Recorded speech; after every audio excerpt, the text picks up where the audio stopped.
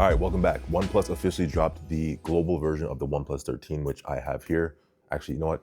You probably noticed I'm currently not filming in our usual studio setup. This is my hotel room here at CES 2025. Just give me a sec. I'm trying to make this look as aesthetic as possible. Oh man, this up a little bit. Hopefully that does something to the shot. All right, so as I was saying, this is the global version of the OnePlus 13. This obviously launched in China, I think in December. I've been fortunate enough to have this phone, or maybe November, I don't know. But I've been fortunate enough to have this phone since early December. So I've been using it for over a month now.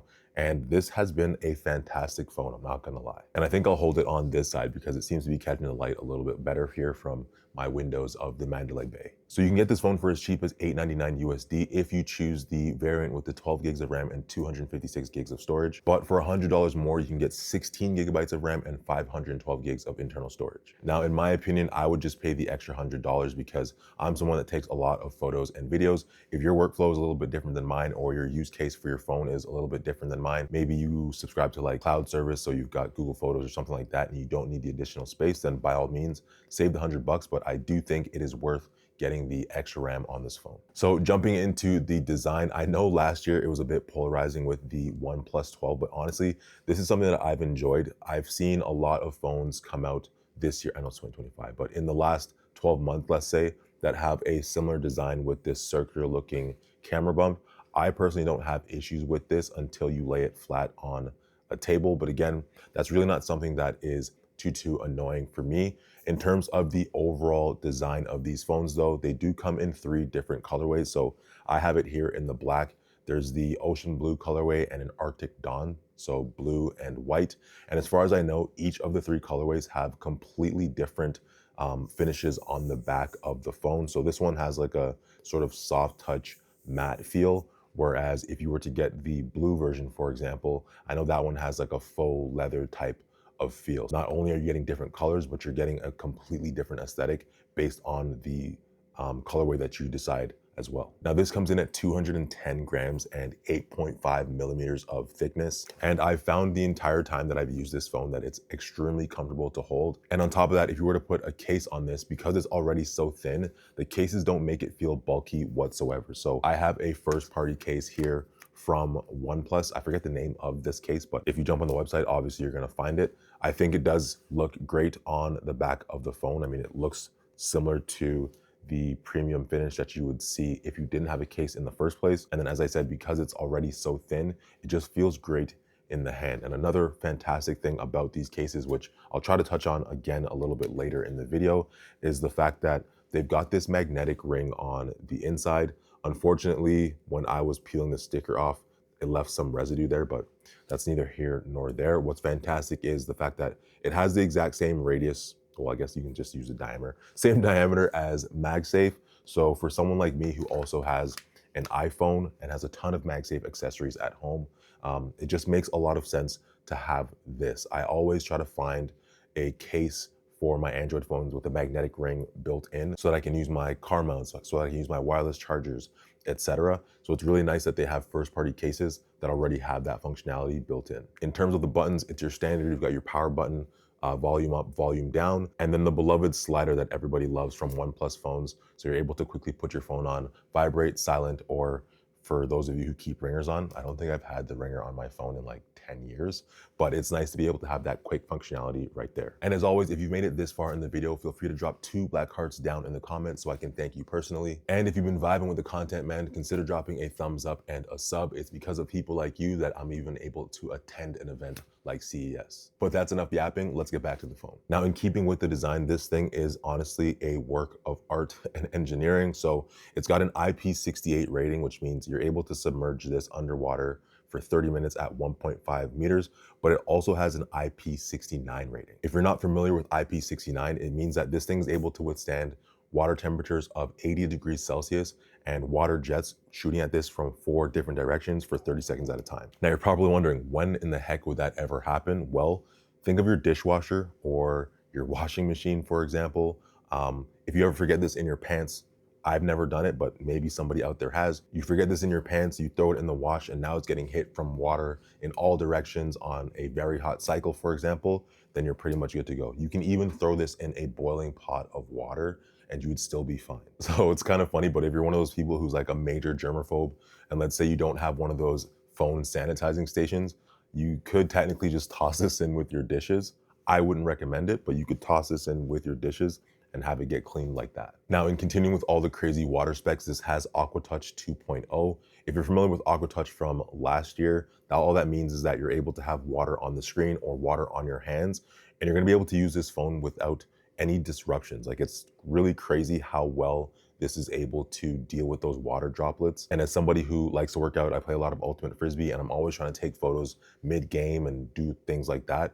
And before and with other phones, it's very difficult as soon as you get any moisture on your hands. So let's say you pick up a water bottle that has condensation on it, or you just wiped sweat off your hands because you're on vacation in somewhere hot like Mexico, and you're trying to take that photo and it's just not registering, things are going crazy. This phone does not do that because AquaTouch 2.0 actually works the way that they described it to. So let's talk more about the display. It is a Quad HD 120 Hz Pro XDR display, and it has a peak brightness of 1600 nits and a maximum brightness of 4500 nits. Now, they say they've introduced something called radiant view. So when you're in a bright condition, rather than just boost the brightness of the screen to the maximum, apparently it also adjusts the contrast, the saturation, and the grayscale to make sure that you're able to read things just as easily as if you were in non-harsh environments.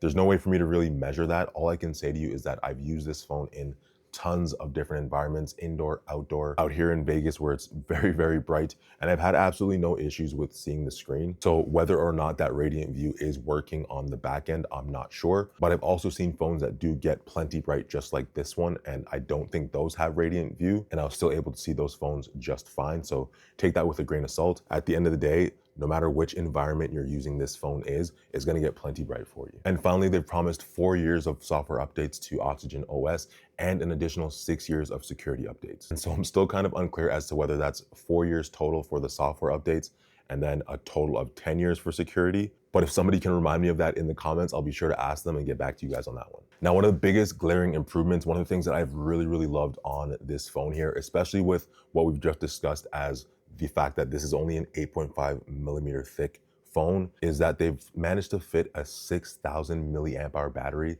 within this device. And it's because of some changes in the technology that they've made. I'm not gonna get super hyper technical with it. All you need to know is that the majority of phones that we've been using for the last couple of years have been 5,000 milliamp hour batteries. And this one has added 1,000 milliamp hours, which means this is easily a 2-day phone. I've done my best to crush this. I played a lot of Pokemon TCG Pocket. I play a lot of Clash. I'm always writing scripts and watching videos and doing whatever. Anytime I'm cooking, I've got YouTube videos playing on this guy in max brightness. And no matter what I do, I've not been able to kill this in a day. And even if I were able to kill it in a day, the fact that this comes to, as you're probably used to with OnePlus, a super fast charging brick and cable in the box. So for that same price of $899 or $999, you're getting that 80-watt power brick. The charging speeds are incredible. I feel like I plug this phone in and I turn my head or get distracted for a second and I come back to almost a full charge. So as I've said, the OnePlus 13 comes in 2 separate variants. You've got the 12 gigs of memory and 256 gigs of storage, or on the other side, you've got 16 gigabytes of RAM and 512 GB storage. What's most important here is that the internal chip that is running is the Snapdragon 8 Elite. And as those of you who have seen my videos in the past already know, and for the new people that might be here, I don't really care too much about benchmarks. Like for me, I just want to see how you work on an everyday basis, whether it's a phone, laptop, tablet, whatever. Benchmarks mean nothing to me. But obviously this has been a fantastic chip for gaming and has been incredible when it comes to just multitasking and everyday use. And obviously that efficiency ties into the incredible battery life that we've been seeing, in addition to that 6,000 milliamp hour size. Now, finally, let's get into the part that everybody wants to know about. That is the cameras. So you've got a triple 50 megapixel setup on the back. The primary camera is a 50 megapixel f1.6 shooter. You've also got an ultra wide with a 120-degree field of view. And finally, a 50 megapixel 3x tri-prism lens. And overall, I've been pretty impressed with the cameras. I don't even know how many photos I've taken with this thing, but at this point, it's probably hundreds. There's a lot of good things about the cameras, but there's also some things that I really don't enjoy. So in using this camera for the last month, what I found is that whenever I'm taking landscape photos or images of inanimate objects, especially in environments that are very moody, let's say. So you've got different light sources, some shadows, etc. I think it does a fantastic job of processing those photos. Like, I'm somebody who typically takes a picture, jumps straight into Lightroom, makes the edits, and then throws it up on IG as a story or whatever, or even just like for family photos at functions and stuff like that. But I found when using the OnePlus 13, I didn't touch Lightroom at all. Like, legit, not one single photo did I bother using Lightroom when taking a photo with this phone to adjust it, not even like exposure or anything like that. I found that based on the environment that I was shooting in, if I took the time to adjust the exposure on the shot before taking it, then I was generally happy with how the photos turned out. The processing time is pretty good. Like, you'll take the picture, you'll quickly look at it, and it takes a second to process it, but whatever they're doing on the back end generally looks very nice. So looking at a couple of these photos here, like, we spent some time at the Christmas market and in this museum here, took some pictures at this random boutique where the lights were just hitting very nicely. And I just found that everything looked nice. It had almost a filmic look to it where the images just weren't over sharpened. And so, as I said, it's been fantastic for landscape and inanimate things. But when it comes to shooting people, like in a scene where you're focusing on a building, for example, and there's also people in the shot, like, look at this image here, you'll see what I'm talking about. Generally, the picture looks good, but it has this over smoothing thing that it does on people's faces that just make them look super fake. And granted, it doesn't do this on every photo. So for example, if you're gonna take just a portrait shot of somebody or one singular person in the frame, maybe two people, then again, it does look really nice. But I found once there's numerous people in the frame, it keeps doing this little thing, and it just kind of muddles or muddies up the photo a little bit. But then, like I said, on the other side of the coin, when you're taking photos in interesting environments with interesting lighting and maybe just one person in the frame, like this photo of my son here, it turned out fantastic with absolutely zero edits. But then at the same time, some people might not like that. Some people might not like the over dramatization.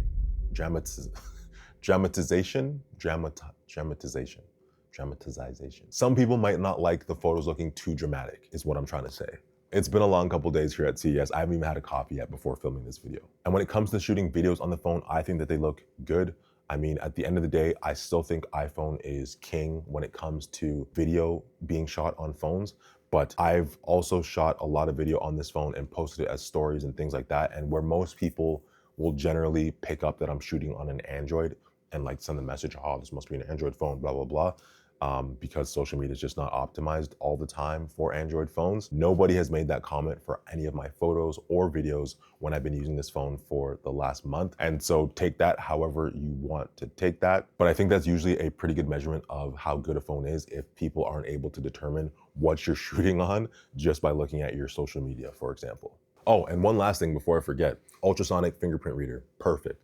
I've not had a single issue with this thing. If anybody complains about this fingerprint reader in their reviews, they are talking the most BS because this thing is crazy fast. Like, it feels like I barely even get my finger down. So yeah, if that's ever been one of your concerns, definitely fixed on the OnePlus 13. Yeah, man, that's pretty much it for me. That is the OnePlus 13. I know it was a very quick review. As I said, we're not really in the environment that I wanted to shoot this video in. Like, real transparency post, things have been extremely busy. I'm not gonna sugarcoat it. I did kind of have to just like sit down and get this recorded as quickly as I could. Unfortunately, I do want to spend more time with this phone, or at least on video with this phone in the future. As I said, I've been using it for a month, so I do have a lot to say about it, but I just wanted to get this video out for you guys in a timely fashion so that if one of you were deciding on picking up the global variant of the OnePlus 13, that at least you had a couple of my insights to help steer you in the right direction. But all in all, if I had to rate this phone out of 10, I would give it a solid 8.5. Battery life is great. The design of it is great. The Aqua Touch features are fantastic. Didn't really play too much with the AI stuff. Like, the only AI really that I like to use on my phones right now anyways is Google Circle to Search. The rest of it is still pretty gimmicky in my opinion. No one's gonna buy this phone for AI, and if you were someone that was just like totally concerned about AI being your deal breaker for a phone that you're buying, you need to get some real problems. No, I'm playing. But overall, great phone. And I'm looking forward to testing this out. I do have the OnePlus 13R back home in the studio, and that's gonna be my next daily driver for a bit. So I will be reviewing that phone as well. But as always, if you've got any questions, comments, concerns, whatever, leave them down below and I'll be sure to get back to you. I've actually got to go run to a meeting with LG, which starts in 40 minutes and I do not want to be late. So that's pretty much it for me. Much love as always, throwing up 2 of them, and I'll catch you guys in the next one. Peace. And hopefully a little bit more CES coverage, but we'll see because it's been crazy. Peace.